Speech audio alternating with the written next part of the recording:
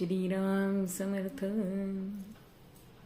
मन हे अतिशय प्रत्येकाचं वेगवेगळं असतं. म्हणून कवी म्हणतात, तोरा मन दर्पण कहलाए रे, तोरा मन दर्पण कहलाए.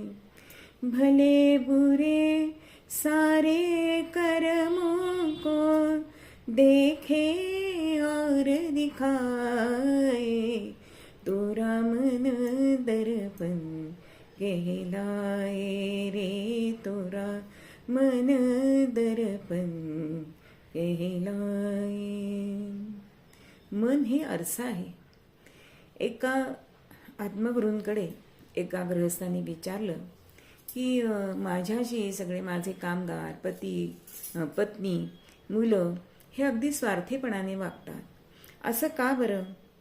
ह्याच्या मागे कारण काय असावं? तेव्हा सद्गुरूंनी हसून एक गोष्ट सांगितली. ते म्हणतात, एका गावामध्ये एक मोठी खोली होती आणि त्याच्यात जवळजवळ 1000 आरसे बसवलेले होते.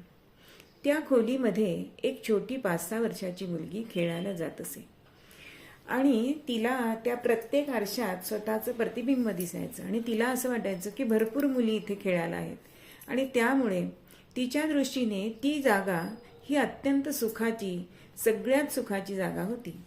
मग कर्मधर्म संयोगाने त्याच खोलीमध्ये एक नाराज असलेला, जीवनावरती नाखुश असलेला मनुष्य जातो आणि तिथे गेल्यानंतर त्यालाही अर्थातच त्या 1000 आरशांमध्ये स्वतःचं प्रतिबिंब दिसतं. आता तो स्वतः नाराज होता, त्यामुळे त्याला स्वतःचेच नाराज चेहरे बघायला मिळाले आणि त्यामुळे तो अर्थातच चिडला की आपण आता नाराज आणि हे सगळेच नाराज. म्हणून त्यांनी हात उगारला. हात उगारल्याबरोबर त्या सगळ्यांनी सुद्धा अर्थातच हात उगारला. म्हणजे सांगायचं कारण काय की जग सुद्धा असंच आहे. ते सद्गुरू त्या माणसाला सांगतात, साधकाला, की जग असं आहे की आपण त्याला स्वर्ग समजायचं का नरक समजायचं हे पूर्णपणे आपल्या मनोवृत्तीवर आहे. म्हणून मनोवृत्ती, लहान मुलांची मनोवृत्ती कशी असते की निरालस असते. म्हणून आपण लहान मुलांना निरागस असं म्हणतो. म्हणून त्यांच्या मनामध्ये द्वेष, आकस असं काही नसतं.